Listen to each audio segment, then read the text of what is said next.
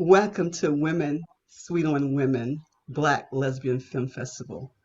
Zami Nobla is thrilled to work with Out on Film and Sisters in Cinema in partnership with Third World Newsreel, Black Lesbians United, Beyond Bold and Brave, AARP Georgia, to host our very first virtual mini film festival commemorating the life and legacy of warrior poet Audre Lorde and centering the work of Black lesbian filmmakers. My name is Mary Ann Adams, founder and executive director of Zami Nobla, National Organization of Black Lesbians on Aging, deeply rooted in Atlanta, Georgia, with state chapters in California, North Carolina, and Oregon. We are committed to building a base of power for Black lesbians over the age of 40, living anywhere in the country. We center service, advocacy, and community engaged research. Please visit us at www.zaminobla.org. It is my distinct pleasure today to introduce the Talk Back with Dr. Jennifer Abbott and Chadra Pittman. Let me introduce them and then I will turn this over to the two of them. All right, here we go. An award winning filmmaker and documentarian, Dr. Jennifer Abbott was a radio broadcaster for 19 long years. She hosted and produced news, features, live talk shows, documentaries, and special programming on public and commercial radio in Connecticut, Philadelphia, and Boston. She was the first woman in Connecticut to host a nightly AM radio talk show, The Jennifer Abbott Show. She is an American feminist, activist, and award winning media producer. Abbott holds a PhD in intercultural media education and women's studies. As a feminist, activist, and professor, Abbott was part of the dawning of the second wave of feminism in the US. Dr. Jennifer Abbott. Chadra Pittman is the vice chair of Zami Nobla and founder and executive producer of the Sankofa Projects, where she works to preserve the legacy of the African diaspora and forever end violence, end rape, an activist organization that seeks to end sexual violence globally while advocating for deaf and LGBTQI inclusion. She serves on the Norfolk Botanical Gardens President's Council for Inclusion and Diversity and the Southeast Care Coalition for Environmental Justice.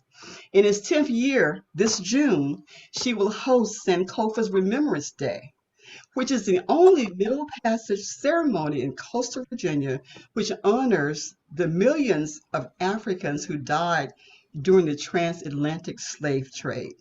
Chadra Pittman, take it away. Thank you, Mary Ann Adams. Thank you. Dr. Abbott. Hi. How are you? Good.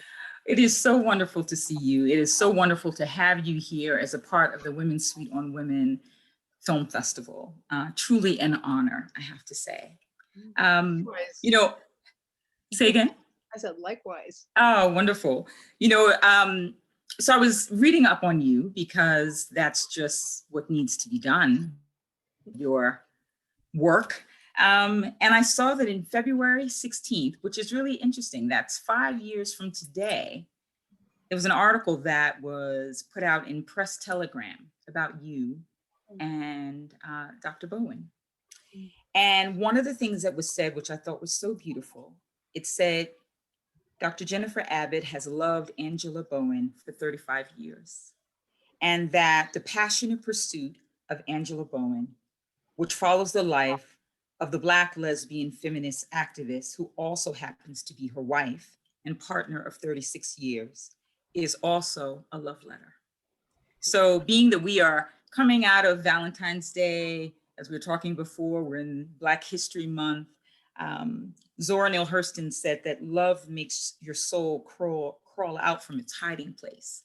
So how did Dr. Bowen do that for you? Oh my goodness.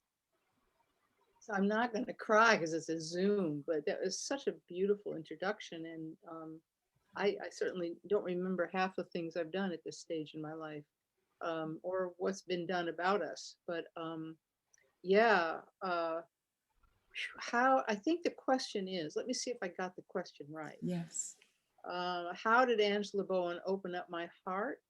Was that what Open, you asked? well, open up your heart. I mean, I know that when you were introduced, Marianne spoke about your work in broadcasting and that you were already an out feminist. You were out as a woman of Jewish faith, but you weren't out as a lesbian. So how did she help you crawl out from that Crawl out. place? Holy cow. So Angela, at the age of 42, I think it was 41 or 42 that I met her. I met her in 1979. Mm. And in 1979, I was doing my talk show, the Jennifer Abod Show. Yes. And she had been running the school, the Bowen Peters School of Dance in the inner city of Boston, and influencing, unknown numbers of Black children and some white children who were brave enough to come to that school, and influencing an entire community, about Black culture. It was right behind Yale University when they came in 1963. And they found it right in the middle of the Black community on Dixwell Avenue. I want that name changed to the Bowen Peters School, Bowen Peters Street. I really want. I don't know how to do it. Oh, it can be done. But they brought Black culture to New Haven. Right. It was the civil rights struggle. That was what the civil rights struggle was all about. Is culturally, because she was a dancer, she was an artist, and she loved children. So how did she shape? Oh my God. Well, I had never really felt love like that before, which the kind of love that she gave to her children, I think it came from this unconditional location. Her mom was a single mom, and she was at 2 years old, her father died, helping his wife to give birth to their last child, because he birthed all of the children in their house in Roxbury. Okay. But he died on the way to the hospital because the last child her head was so big, it was having trouble coming out. And it was the only child that he could not get out. And he was racing to the hospital and had a heart attack and died. And he was 2 years old when he died. She doesn't really remember her father. And she was born in 1936. So this was 1938. And this is Jim Crow time in the South. And it was what it was in Roxbury. Yes. But her mother recognized and saw Angela and gave her a sense of herself, allowed her to trust her own voice, and to determine for herself which way she was going to go. It was her mom. I did not have that kind of upbringing. So what I got from her was what she gave to all of her children, which was this not uncritical, but unconditional love. So I never knew love before, and I had been in a relationship before, but I was 32 when I met Angie. Angie was 10 years older than I was. Okay.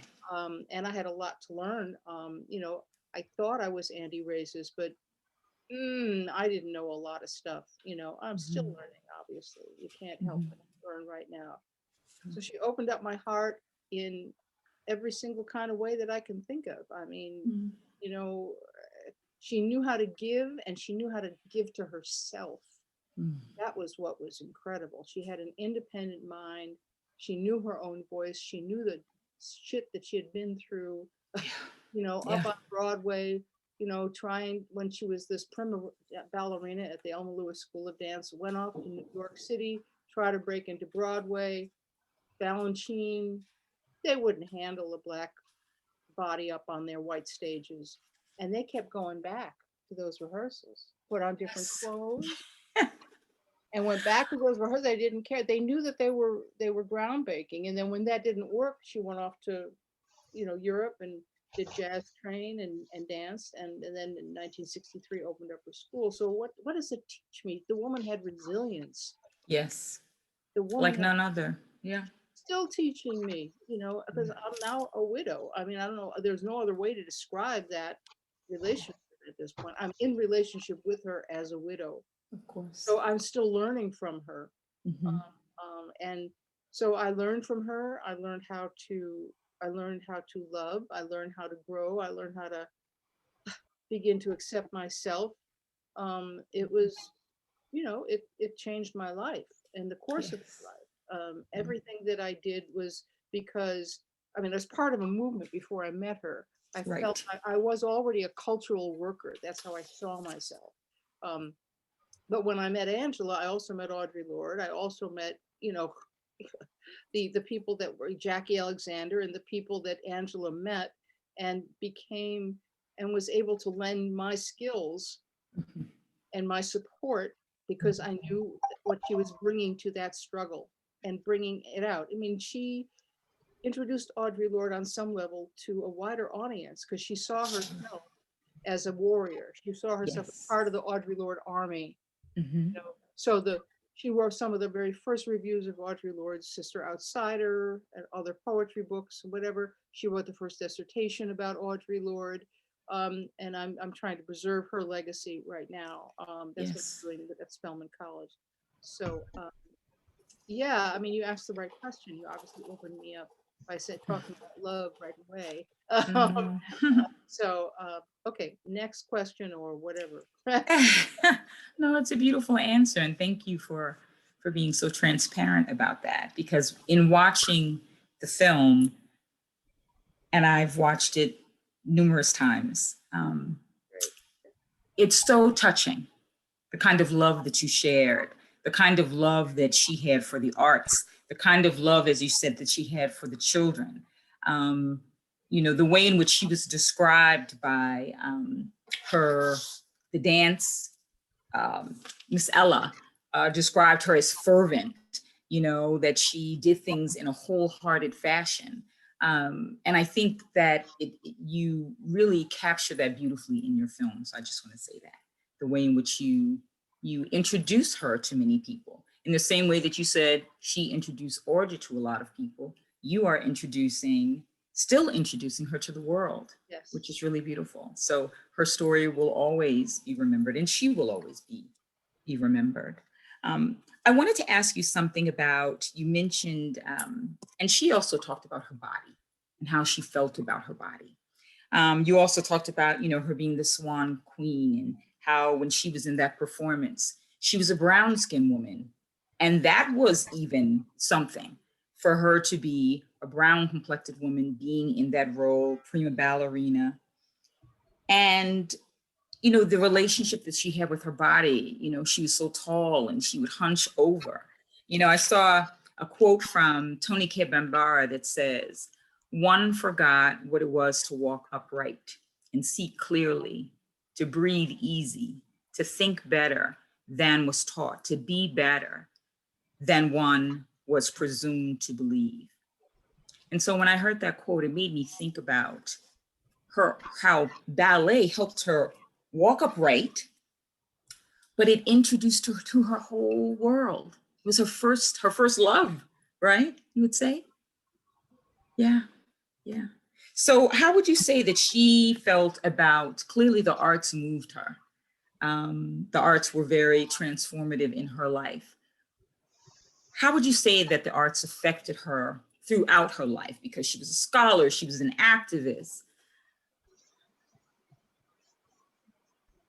She was a writer also She's a writer. and a Yes. reader. Mm. Library in my house. I can imagine. Oh my God. Yes.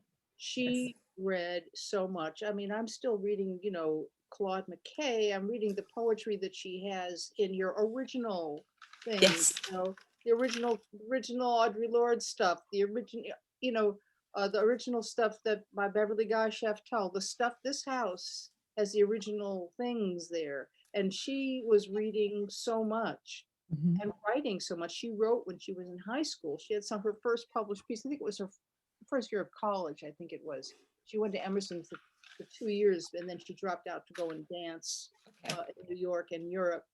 Um, and So the arts, oh my God, Paul Robeson, Marian Anderson. I mean, they had music in her house. Her mother always had music. She loved the classical music. I have some of those original records that she played. Alma Lewis, she choreographed dance while she stood at the kitchen sink, dealing. You know what I'm saying? She had two children, a foster daughter that she rescued from abuse, and a stepdaughter that she rescued from abuse. Plus, she was dealing with all of the children and basically running the dance school. Yes. So she was and reading and educating herself. But music, she loved music, and music saved her in her later years. I mean, one of the things that we shared was music, because I was a singer in a rock band. Yes, you were. The liberation, right? Yeah, and then changed into singing jazz, and so music was so fundamental to our relationship. Yes. And then when she was diagnosed with Alzheimer's, it was the music that spoke to her on a daily basis. So I would watch her sitting on the porch listening to Coltrane and Monk and whatever. Wow. Anything that had a melody and rhythms, she could follow it with her fingers and her body and her mind. When the mind was going, the music was speaking to her, and we danced, even when she was in a wheelchair, I would hold her hands up and we would dance. So, she was a creative being, and she stretched, she felt like she had the right to explore every part of her, including her brain. So when she got to go to, graduate school, in the film, you see how she, yes, story, but right. she explored as much as she could of everything else, her writing. We got her book published, which I did a beautiful job publishing and editing the book, but I'm not a good marketer. So her book, Out of the Blue, Alita's Stories, is a wonderful group of short stories. Nobody knows about it. It's very painful to me. But she was a creative being. I'm a creative being. Yes. She was a brainiac. The difference between, there's some people who are just elevated in terms of their ability to have a vision and to also be able to express it and to have a complex, critical, nuanced view of things. For example, she wrote a critical review of womanism. Okay. She wrote a critical way of how people looked at Audre Lorde. She did not want people to put Audre Lorde up on a pedestal and just quote her quotes. She wanted to have a critical look at her book. And she had begun developing a book that didn't get done, which was a book of critical approach to Lorde's work. Wow. Not just the adoration, not just the quotes, not just the hallelujahs, but the critical look at her work, to be able to really handle it, which has yet to be done. Yeah. But Angela had already begun that process before it became difficult for her to make that happen. So she was one of those kind of people, those multi-talented, brilliant people who saw herself as a warrior and as a person in, trying to advance the idea of what it meant to be, an intersectional, because that's the word we use today. Right. It's intercultural in those early days, multicultural, having a very large vision of who was the in part. She had that vision that Audre did, and but also had this other arts background. She had these other things. She had her own sense of who she was and whatever, but also felt that she had the capacity to be not a bridesmaid, that's not the right word, but to be a vehicle to let the world know, and wasn't afraid to do it. It was Audre Lorde who helped, and Barbara Smith that kind of helped her become the chair of the National Coalition of Black Lesbians and Gays, which allowed her to have a national platform. Right. And then she took it and she went with it and she spoke. She did television and everything. She said it and spoke like you still don't hear people speaking. No, you really don't. And that's one of the things that I really love about the film, is that she is so outspoken. I mean, she is unapologetic.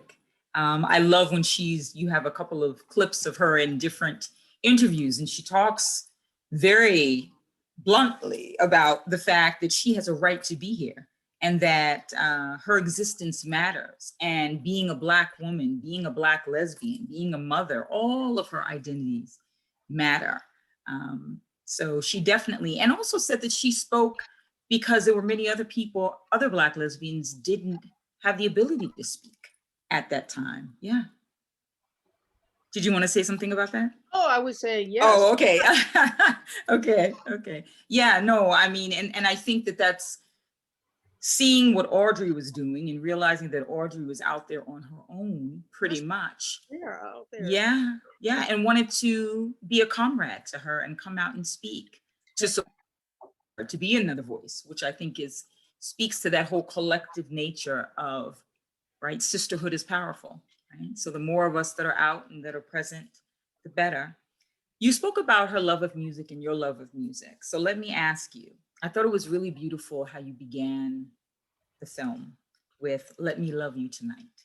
And then she starts singing, and how you capture her hands as if she's playing the piano, which was really beautiful. And then you end it with her singing again, singing "My Way" by Frank Sinatra. And she did it, didn't she? Yes, she did. She did it. She sang it. She added some pieces. I loved it. I absolutely loved it. She embodied that song. She did. She did. She embodied that song. Mm-hmm. Okay. Sayonara, Frank Sinatra. You have seen Angela Bowen sing that song. What nerve she had. Well, clearly a lot of nerve. So why those choices? Why those songs? Oh my God. Were those her favorites? Well, she introduced me to whose name I can't remember. Tell me. Nellie Lucha? Nellie Letcher. Uh-huh. I would never have known. I mean, I would never know. When I heard her, oh my, "Let Me Love You Tonight." Yeah. That she played the piano and she sang the song and she sang it. I loved it. So it's it was like, "Let me love you tonight." Mm-hmm. I mean, that had to be. Yeah. It was, how am I going to start it otherwise? I don't know. I guess I was pretty bold myself. And so, yeah. What was the question? No, just with regards to the song, your love of music, her love of music, and just starting it with those and ending it with those songs, letting it be the bookends to your film music as a bookend. Music is poetry, right? And who gets to be recognized in doing that music? That has a history too. Yeah. And I mean, in terms of racism and who gets known and who doesn't get seen and all of that, and what would we do without Black music? And also, Jewish composers who, were, I mean, in other words, the lack of, we're just beginning to see what we've already, many of us have known, is that, you take what you like and then leave out the rest of us. Right. You leave out the people we come from, or where we've been, or who we are. Yeah. And rip us off, and between Jews and Blacks, I mean, that was the whole thing, is that they were, on the one hand it was helpful, and on the other hand they were ripping off because they were white, and that's something we have to own, all of our parts of our legacies. Right. We cannot just cherry pick. We don't get to pick and choose. We don't get to do that. No. That's not right. That's really not right. But to be a human being and to be able to accept all of the vagaries, and the biases and the, how we survive, and how we do that by stepping on other people and over other people, as opposed to being with other people. That's all of our legacies. I mean, it's part of our culture, in particular in the capitalist society that we live in. We live in a different culture that might not have been the way that we were all brought up. We're all brought up that way here in the United States. Yeah. Well, it's interesting because Priest Niemöller, one of the quotes that I always love that he says, he visited the concentration camps And he wrote a poem about it. And he said, you know, when they came for the communists, I'm sure you're familiar with this, I didn't speak up because I wasn't a communist. When they came for the trade unionists, I didn't speak up. And then at the end, he says, when they came for me, there was no one left. So this notion of being our brother and our sister's keeper, right? Making sure that all of us are invited in the room, that all of us have a space, that all of us have the ability to be heard, that all of our stories are shared, because we really collectively are richer when that happens, right? Absolutely, yeah, but we do it too. There's so much to say about this particular topic. Yes. There's so much to say about this particular topic. You know, that we've had to fight to have our names, our identities, and to name ourselves into existence. We had to name ourselves into existence, okay? As Blacks, as lesbians, as Jews, as Native Americans, as whatever. And we're still doing that within our own progressive identities. We're still doing it. Without making space for others, there's a way that we can, there seems to me that there's a way that we erase the past by having new identities, as opposed to multiple identity names that identify us exist at the same time. Well, that's a better way to call yourself. You shouldn't call yourself this. You had to call yourself that. I don't know if I'm being too vague, but No. But tell me more about that. No, because I think that's an interesting conversation when you're talking about. I think that Angie, back in the day when she was here, I think that, and I don't know how she would be right now about it, but when we talked about the word queer, for example, you know, and how that's a generational word, and I think, okay, every generation has to have a word to identify ourselves. Now, but I'm a lesbian. Okay? Right.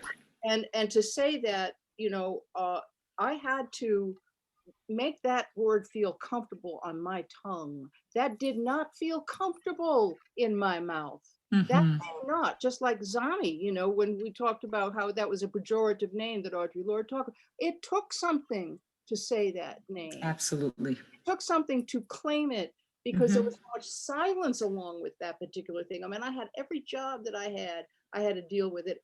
I had to deal with that silence until I couldn't take that anymore. Yeah. And changed my life, because I needed to not be silent anymore on the radio. I was a feminist, I was a Jew, but I couldn't be a lesbian on the. And when I went to some radio stations, they told me, don't even talk about feminism. Wow. So I left those places, you know, and kept moving to different places.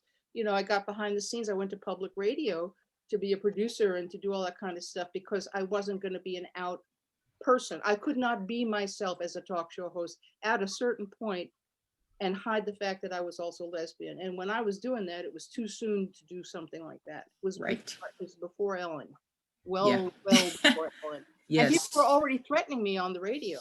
They would call up. Oh yeah, they would call up during my show, and they talk about some little other thing, and they talk about one thing or another, and then they would sneak in, and Jennifer Abbott's a lesbian. And they had a 30-second delay in those days. So I had to click those things off, you know? And after a while, it's like, oh, I can't do that. There was no way to come out. I mean, I didn't have that emotional fortitude or a community, really, which is what we need anyhow right now. You know, to be able to keep stepping, you know? Yeah. I have no idea where you started with that question. No, but you know, I love where it went though, because I think identities and being able to claim your own identity is so important. And I agree with you. You know, queer is now a term that is adopted by many people. A lot of people don't feel comfortable saying that they're lesbian. And so, but what is that about? Right? That unwillingness to say the word, that unwillingness to claim that part of yourself. It's almost like Audre Lorde when she talks about underlining the parts of ourselves. We kind of scratch out parts of ourselves, depending on the job, depending on the family event that we're going to, depending on the church or the synagogue that we're in. You know, we don't claim those parts of ourselves. And then are we really showing up as a full human being when we do that? Right. And to name ourselves into identity, into existence is important. So the new labels like queer or other things, I don't find a problem. What I find a problem is, don't create a new identity that erases mine. Okay. Don't do that. Right. Recognize, you have to ask each other, well, why don't you want to be identified this way? Or why do you want to identify this way? Because that's how we learn about who we are and how we got to be where we are. You know, that's Yes. why I'm doing this thing. I'm pulling together this poetry reading by lesbian widows. Well, there are a lot of women who are lesbian who've been married or with their partners that don't like the word widow because it's Mm. a heterosexual derivation that and we're just getting married now, and now we're dying, Right. and now we're losing our spouses. Well, I Yeah. don't know if there's another language to how do you describe the fact, but it legitimizes. One day I was in a poetry reading. It was a mixed group of people, men and women, and I Okay. identified myself as a lesbian widow to these in a straight poetry reading, and and they laughed. Because the concept of lesbian widow is the concept that we're even married to each other is still new, let alone lesbian Wow. widows. And they thought that I was being funny. They thought that you were joking. Yeah. So I said, well, and so I went on to describe, no, I had a 37-year partnership with the woman and was a caregiver for 8 years. So and she died 2.5 years ago. I'm a lesbian widow. I mean, so what it takes to identify and then and I'm different from other lesbian widows, and then there are other women who have lost their partners that do not like that word at all. Okay. They don't even like the idea of, because you have to claim. So, but does that mean that we don't talk to each other? We don't learn about each other? We don't use that as an opportunity, like Audre Lorde said, to grow from our differences, to find out Right. more about each other? Aren't you curious about why somebody would call themselves one thing and not another? Maybe when I'm gone, something else, a different terminology will come up because the whole notion of couples and all that kind of stuff are going to change drastically or whatever. It's the lack of ability to be flexible with even within our own progressive movements. I think Right. really very, very. It's the one thing that worries me right now. That identity is so important, but does identity mean to the exclusion of? And does it still mean that hierarchical thing? Well, that you're better than I am. Well, if you if define yourself this way, then you're not that there. And I mean, how do you? If it doesn't unify us in Right. our strength, then we have to question it. Right. So and I wish she was here. I wish Angie was here because I would love to know what she was thinking now. I knew how she was thinking before she died, but I don't know what in the middle of all of what we're going through. I don't know, and I feel cheated. Same as Audre Lorde. I know. I know. We have to just kind of carry on, Let me ask you this. Do you think, while we're speaking of identity, just to ask you this, do you think it could be a combination of both and? So let's say someone says, I identify as a lesbian. I also identify as queer. Do you think the two can exist, can coexist? Or do you think that there should be more of a distinction of lesbian is its own entity? I don't know. Okay. I don't think I've had enough conversations with people who are willing to really throw that around. I think that I think that we aren't talking to each other across generation and across those differences. I mean, that's what I would like to hear, those kinds of conversations. I would too. With Yeah. not with slaps and hate and you No. this, and that, you're old and this, and you can't include me and all. How do you have a conversation to kind of, if it's an opportunity for conversation, if it's an opportunity to get to know each other across all these differences, I love that. I don't have an answer right now. Okay. Yeah. Yeah, those are what I call the difficult but necessary conversations. Yeah. That's how we learn. Yeah, it is. If It we is. see it that way. Yeah. Learn about, well, why do you feel uncomfortable with this? And can you see what I'm saying? Right. Can I see what you're saying? Or I don't, in other words, to know that the goal was to create a movement, to create larger communities, and then figure out what our responsibility is to each other in those communities. Right. Right now we need responsibility to each other. I mean, we're isolated, we're in Zooms, we're getting older, we're disabled, we're old, we're, dealing with things differently across race and class and age. And, we have to have conversations that I think help us to bind each other together. I think that Angela would say things like that. I mean, not as how I'm saying it. She would do it like you would really want to listen. Well, I want to listen to you. You're doing a great job. She always spoke with love.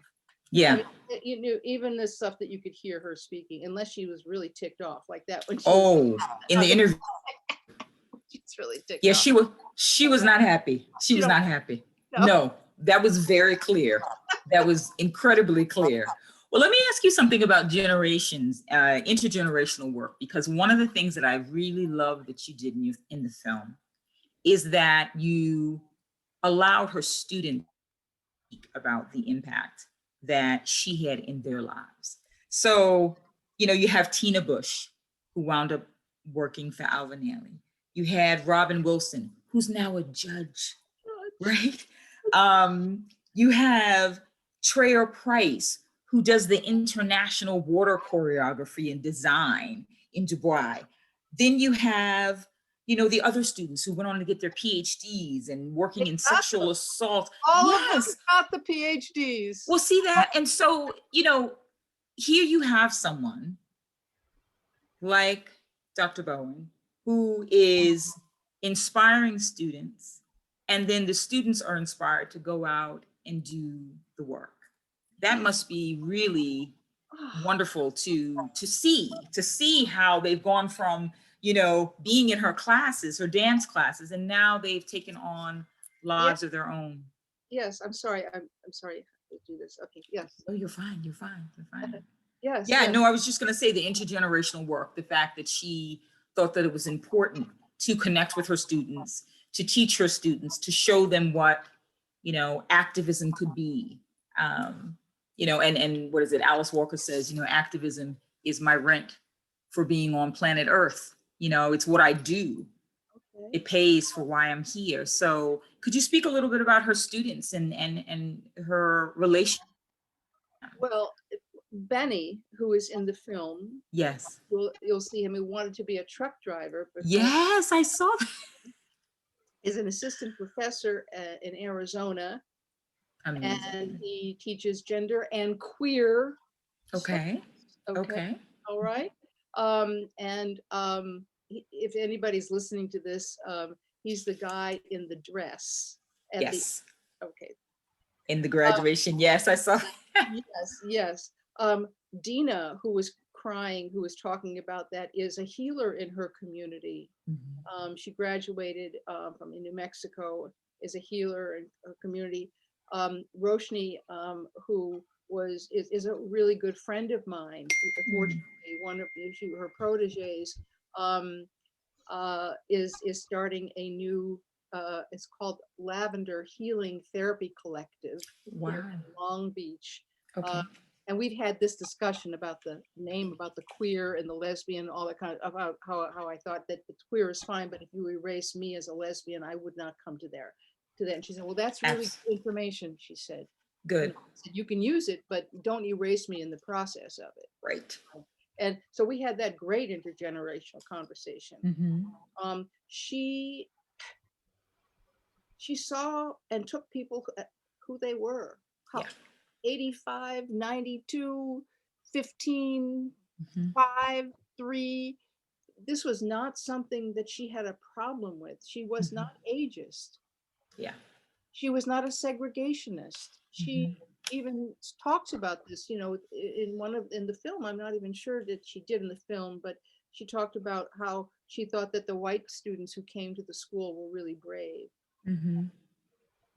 She didn't have. It's not that she didn't see racism or she didn't understand see classism or anti-Semitism or anything. It's just that she took people. It's like with an X-ray vision. She looked at you. I had a friend of mine. I have a friend of mine who's a little, well, questionable, and and even during years when she had the Alzheimer's, we would sit. I have a picture of the three of us sitting on the couch, and Angela's looking at my friend like. You know, like she was just looking at her. I mean, right. She didn't have words at that point, but she knew what she was thinking. Right. Anyhow, I'm off again, but no, I love it. I love it. Yeah. Well, you know, and that's the thing. I mean, you mentioned Alzheimer's. My father had Alzheimer's and actually passed some years ago from it as well. And And you said you were a caretaker of Oh, hers for many years. yeah. So how was that for your relationship? How did you manage, I would say? I mean, did you have support of friends that were able to, because that's important. I think, you know, especially in the time of what we're dealing with now with this pandemic and COVID and people not being able to see their loved ones and living in isolation. You know, one of the things that Zami Nobla has done, which has been really beautiful, is to create opportunities for women to connect across the miles, through Zooms, through film festivals, through different kinds of events. And so, so in speaking of support, what kind of support did you have, Dr. Abod, during that time?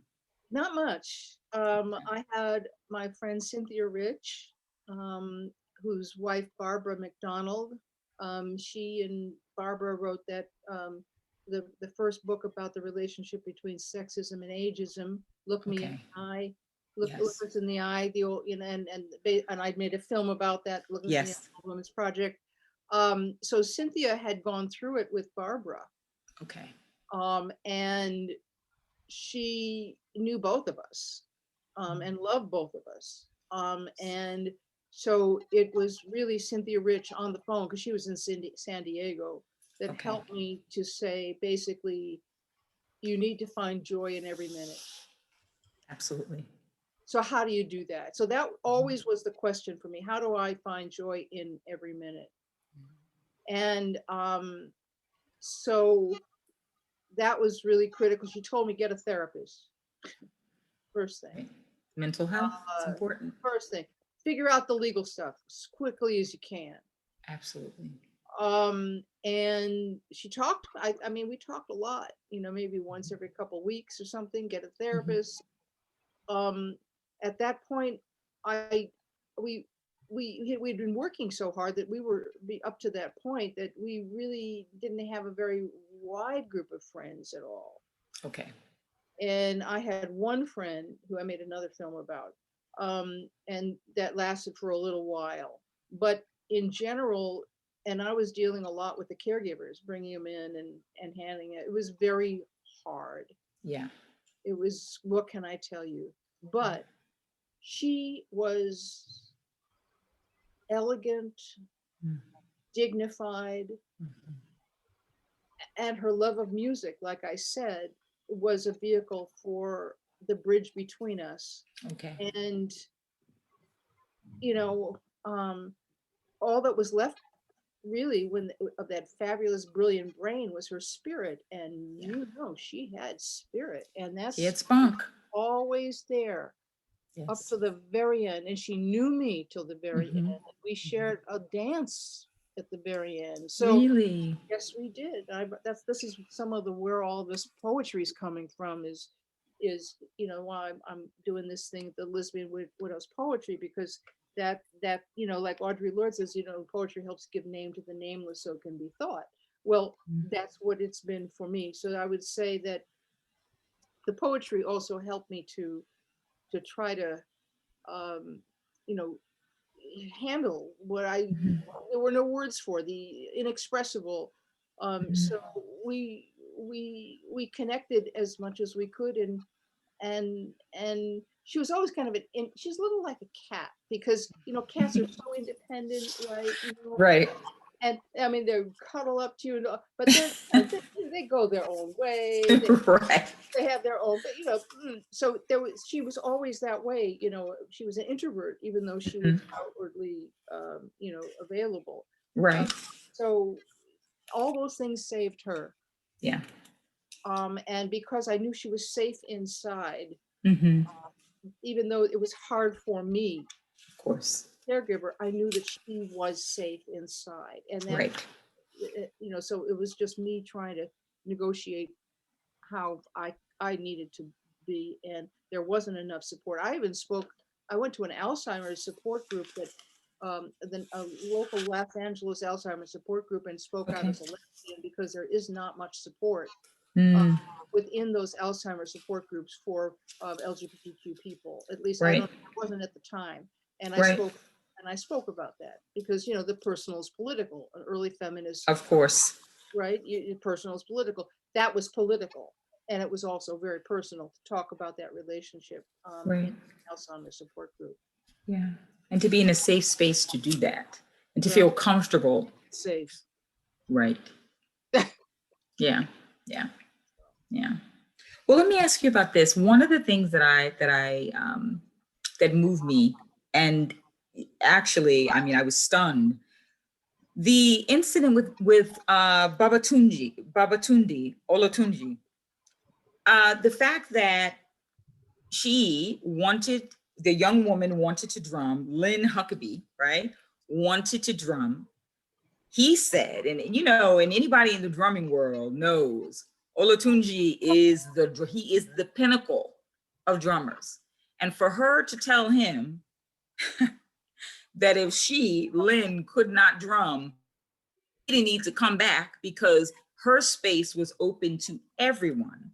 I mean, she challenged him, in a way that, you don't really see that. You didn't see it back then. And even now, really, people defer, especially in the Pan-African community, there's a lot of deference when it comes to the men. Yes. If the men say, it's done, there's not a lot of challenging. So I thought that really spoke to who she was at that time period, to fight for the girl. Right. Early on. Yeah, I'm so glad you appreciate that, because I don't think people, first of all, I don't think people who are white who really understand who he was and how he was in the community, what role and place of position and how The father team that he yes. had. Mm-hmm. To really appreciate how she knew she was right. I'm saying she trusted her voice. She did trust her voice. And she was fighting for herself and for the girls. And she wasn't part of a feminist movement. She comes from a strong line of women. But right. When I met her, she had just been discovering feminism for herself. Mm-hmm. Okay. She's right. always a feminist, but she, but she, that's who she was. Yes, spiritually she was. Right. Intellectually, maybe it came later when she got the books and she was reading. Yes. But she knew early on, because like I said, to challenge someone like Olatunji, that made me pause because right. And she as your face shows. Yeah, she was brave like that. Absolutely. Her life too, when she rescued these children from sexual abuse that she had, foster child and stepchild. Yeah. When her husband was not interested and kind of afraid of it, and she went off and did it herself. I mean, she taught. I think that one of the things I was always wondering, what the hell? How did you ever love me? And I think that she told me that she saw that I was brave. Well, she made me much braver. And it was something she wrote about Audre Lorde, that Audre Lorde always admitted that she was a coward. She actually always talked about that, how Audre always talked of herself as a coward. It was really Pat. It was Pat Parker who helped her to come out as a lesbian in public. In an all-nighter, 24-hour all-nighter that they had together. And Audre admitted that. Angie was never a coward. She was out there doing stuff when she was in Europe. She was doing it when she was a kid. I don't know where her mother must have just, I can't even imagine what that mother was like, Yeah. But she saw Angie, and Angie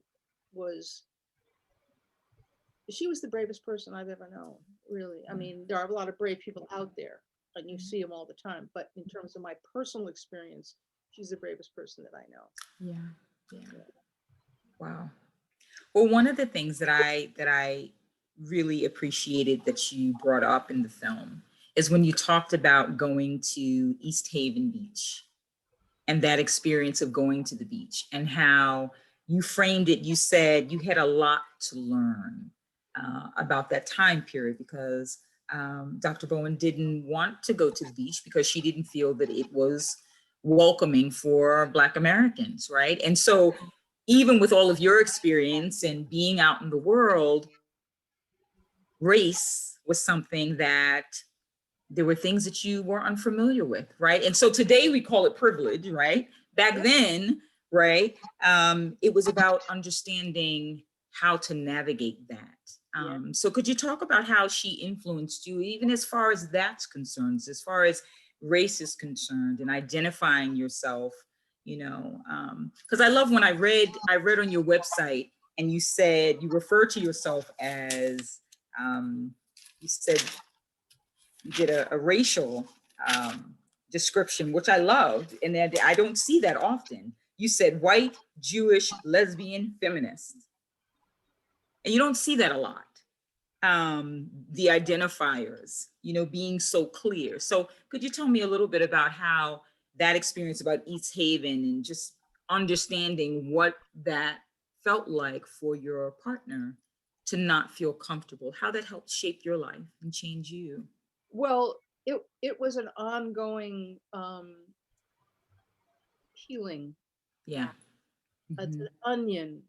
Yeah, Racism is an onion, it is. because you know it's just it's the the the pain of it all is just the wounds of it, the pain of it. You know, why are so many black folk dying of this and that and whatever? Well, you know, there's a lot of arrows that come in without actually puncturing the skin. Yes. And so to observe that, Mhm. to observe what made me want to get a gun, Mhm. you know, a lawyer, something, you know, when it happened, Yeah. I was like, you know, Papa Bear, Mama Bear, you know, what you doing to my woman? Yeah. And so, but it took time for me to recognize that crust Mhm. of protection that privilege allows you to have, to Mm. not see, to not feel. Mhm. But when you love somebody who is of another difference, and there are many, Right. many differences, disabled, Absolutely. Right. you know, color, Right. body type, you know, I mean, there's so many differences. When you see the pain inflicted because of the body type and the skin type, you know, or the class type, it is so painful. It's so Mhm. painful. And it makes me so angry that that my white brothers and sisters don't get it. Yeah. You know, it's so, but it takes a it takes love, I think, to see it. I mean, I think that's what it does, is that you have to have you have to love somebody who's really different from you, to be able to and hear what their stories are, in order for you to Mhm. appreciate what you don't know, you know. Yeah. I don't know how else to say it. So No. it affected my poetry. It affected everything that I chose to do in terms as a filmmaker. Mhm. I chose what I did as a teacher, you know, and it affected my total being. And it still Mhm. does to this day. I've got a Yeah. stepdaughter that I love and a Mm. stepson that I love. Yes. And, you know, not, how would I have ever known what it was like to be a mother with a black son if I hadn't been with a woman and watched him grow from 12 years old to the 50-year-old man that he Yeah. is today? If I hadn't been that upfront close, there's no way. You know, it's just no way. Right. So, you know, I'm just delighted with the Black Lives Matter movement. You know, Mhm. it's finally. I don't want who was there before us. I don't want the footprints that were laid down before they got here to be erased. And I think that the Mhm. historical perspective, and I want Angela to be part of that. I want Of Audrey to be course. part of that. You know, I want them to be part of that. And I kind of see myself now as someone who helps to, you know, extend her legacy, or even bring it as much as I can to the fore. And have, you know, Zami Nabla, no, I don't know who, no, Nobla. Nobla. Yes. I mean, Nobla. The Women's Suite on Women be showing Angela's film in 2021 means a tremendous amount to me. And having you interview me and having me able to talk to you is, you know, it just means there's no way to describe how that, what that feels like for me. You Yeah. know, it's really Yeah. great. You know, because No, we're it's talking across these vast differences, but we share so much in common, right. because we do. Um, Mhm. and but there are differences as well. Right. But but that you're interviewing me as a white feminist, as a white lesbian, as a white Jew, talking in a women suite on women Black lesbian film festival, Right. speaks volumes to the capacity for what it means for inclusion, and it gives me hope. Yeah. Well, and I thank you for saying that. And I think the important thing to do, and it brings me right to something that Dr. Bowen spoke about, which is about finding your allies. And I think one of the things that we don't do often enough is we don't reach across the table, right? So someone may not look like us, they may not be from where we're from, they may not have the same faith, or they may have no faith, and that's fine too. But we have to be willing to acknowledge our differences, but not let those differences keep us apart. Because the only way to grow from them and to grow from them, to expand ourselves and our world. Right, right. She spoke a lot. I saw you had listed all these institutions. She was busy, right? University of Virginia, University of New Hampshire, Smith College, MIT, Tufts, Yale. Harvard. So she was, Harvard. So she was all around speaking. What was she speaking about in particular? Let me ask you that. All of what we've been talking about. Okay.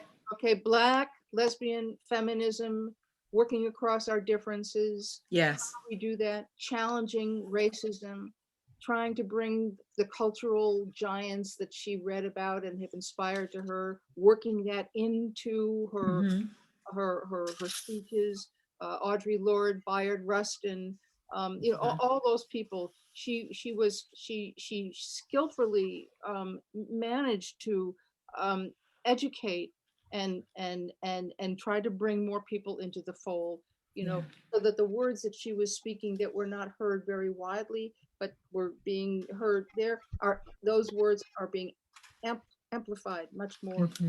The young Black women who are now in all kinds of positions in the university, it's fantastic. That documentary I saw on PBS where the young Black women, well, for young, everything's relative. We're talking about, we're talking about the role, the experience of Black women and Blacks in the industry. Diane, you've seen that one on oh my God. What is it called? It's called How It Feels to Be Free.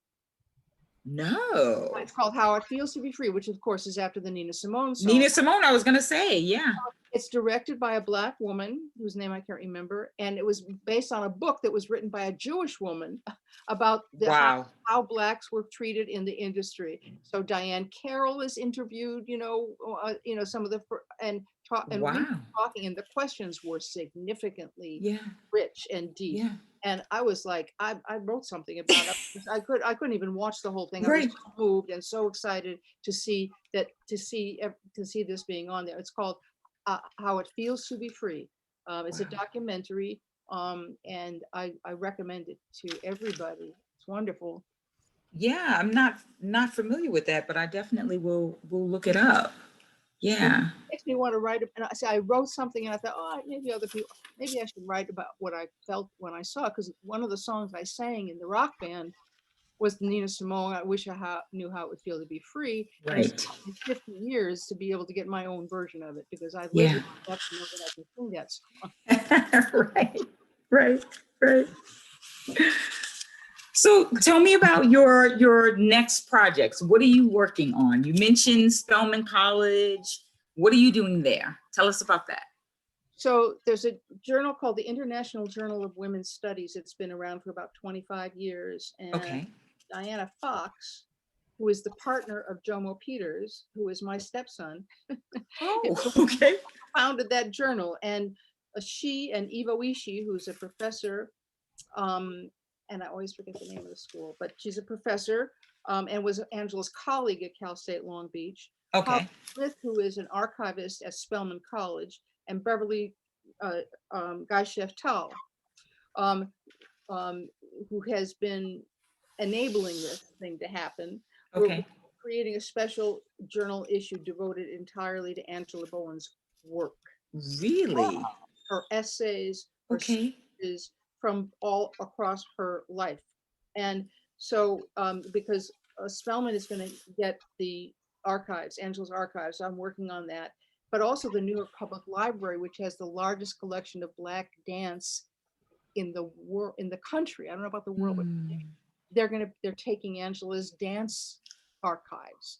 And so I'm working with an intern that's helping me to, get that information so I can send the dance stuff to the New York Public Library. And then we're working on Yes. this journal that will be available online internationally in September. Mm-hmm. So I'm doing that, and I'm That's working. exciting. It is. It's exciting. And so Benny, one of her students, is going to write, because he's a assistant professor now. Some of her former students, and yeah, that's a big chunk of that, because I'm getting old. I want these things to get out of here before, it's buried under the house or something like that. No. So, and I'm working on I'm working on a first poetry manuscript, and Okay. so poetry is part of my life every single day now. Mm. And I'm trying to just survive, and like everybody else, and trying to recover, and live with the absence of the person that was my, my love. So that's a lot. That's a lot to do, don't you think? It is a lot to do. Makes It me is a wanna lot. eat. I want to I, eat. So, yeah, well, food is a great, filler, yeah, literally, right. feeds our soul and our bellies. Yeah. Yeah.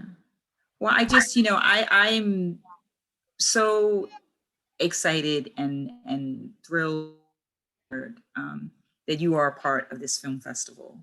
I think you are allowing future generations to know about her and about her life and about her work, and you are keeping her alive. This film will be seen again and again and again and again, and we don't know how many other people, right, are going to be inspired by her, by you, by the love that you shared. And it really is a love story.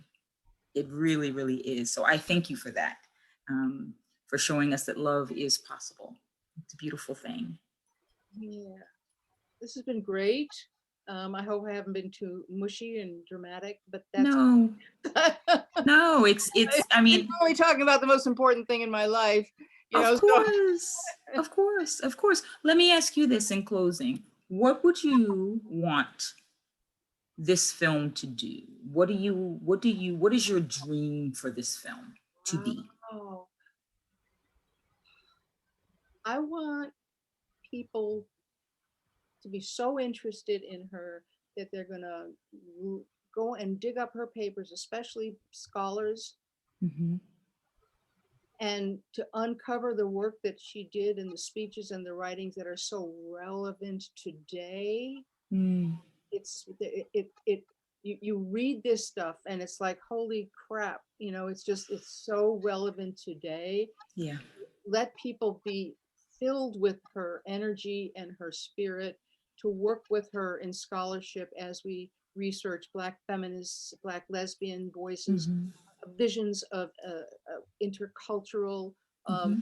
How do you do that? How do you work with people across difference? How do you do that? How do you become an activist scholar, or an activist artist? Mm-hmm. How do you do that? What do you need? I Right. want people to know who she is, to read her work. I want her people to realize that what she said is that you need to live, you have to live your life and live your dreams, but not for yourself alone. Yeah. And she always said, we need to move the line forward. Mm, That you just contribute what you can. You just right. move the line forward. So I want her to be part of the heroines, I guess. Part of the mothers, so to speak. Mm, Part of the ancestors, that are encouraging the folks to name themselves, and not to forget whose footprints that they are stepping in. mm-hmm. So I would like this film to be, I remember having this film being introduced to, I think it was a Pan-African Film Festival. They did not accept it. They did not accept it, probably because she was lesbian. in Los Angeles, and she's here Wow. in California. So who hasn't allowed for this film to be seen as part of their film festival is very painful to me, Yeah. because that homophobia, that feminism, that the against feminism, maybe because I'm a white director, I really don't know, Yeah. because it's a good film. I mean, it was it was on PBS, on it's got all kinds of awards. It's a well done film. It's not Right. it's not technically problematic. It's No, it's creatively. beautifully done. No, Yeah. it's beautifully done.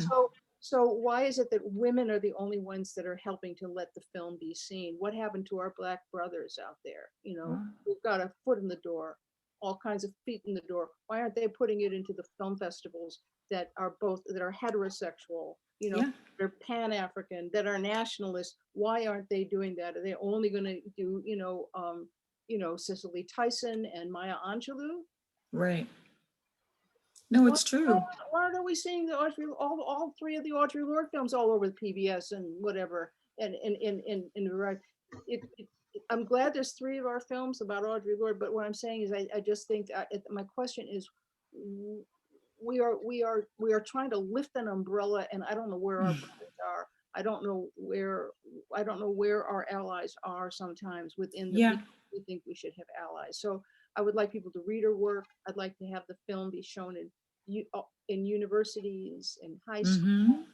I'd love it to be seen in Roxbury. Okay. Has it not been seen there? It was at the Roxbury Film Festival a couple of years ago, and in Long Beach, California, Mm-hmm. at the university, I don't know, I'm not quite sure why. Mm-hmm. What are the reasons, So Mm-hmm. I just hope that if people love the film, that they carry it. Audre Lorde said to people at that I Am Your Sister conference, she says, especially talking to white women, you will be in rooms I will never be in. Mm-hmm. I took that charge. You Mm-hmm. will be in rooms I will never be in. Well, anybody who's coming to this film festival or sees any of these films that they're inspired by, whatever they do to help to make that be seen more, or to Yeah. share it with other people, and Audre Lorde always said, everything you do and everything I do matters. Because we were raised, I mean, I was raised to think that whatever I did didn't make any difference. I mean, Yeah. no, you are, who are you? Right. And all of a sudden we're learning to say, well, whatever you do and what I do matters. In other It words, matters. take ourselves seriously. And you make a phone call, you Yeah. write a letter, you spread the word, you send something on an email, well, you take a look at the web page, you go to Women Make Movies, you share. In other words, whatever it is that we can do to help to let people know about it. Like Angie was an army for Audre Lorde. Well, we need armies. We do. We do. Well, I'm hoping that, through this film festival, which is, one of a kind, and hopefully we'll do more at some point, but through this kind of film festival, giving visibility to women like Dr. Bowen and yourself for putting this work out there, because it's important that these stories are chronicled. Hopefully we can do what Dr. Bowen wants us to do, which is what you said, move that line forward, right? So maybe that's what we'll do. Just in the spirit of her, we'll move the line forward. This has been great. This has been wonderful. You were wonderful. I look forward to seeing the film in Roxbury. Maybe they'll have a day for her. Maybe, there are ways that you can do things in the city hall and the offices. Maybe there can be a day for her. I don't know. I always wanted to have the Bowen Peters School of Dance that brought Black art and to New Haven. There should be a street name. They used to have a Bowen Peters Day when they were going to school, and acolytes from the mayor and stuff like that. But I don't think that history is even. I mean, And then Boston, she was in Roxbury with Elma Lewis. Well, I don't know how much. I mean, she was Alma's right-hand person, and sure was right. Roxbury, and had these white teachers in Latin school, and her English teacher who encouraged her. She said that she took what she could from the people who gave her what she had. It was and then she gave it back all over the place. She sure did. Just gave it. She poured it into, yeah, she filled her cup and then she filled others. And I don't know how to do any of that stuff. You know, all I can say, that's what I would like to see her recognized as a foremother in both Boston and in Connecticut and right here at Cal State Long Beach. Yeah, well, you know, we've put it, listen, I say we put it into the universe. I believe in the ancestors. You never know what may happen. I say we're gonna move this line forward together though. And You're wonderful. Oh, you're wonderful. And I thank you sincerely from the bottom of my heart, from Zami Nobla, for participating in this film festival. It has been a pleasure, beyond pleasure, to have this time with you. And thank you for making the space for us. Thank you.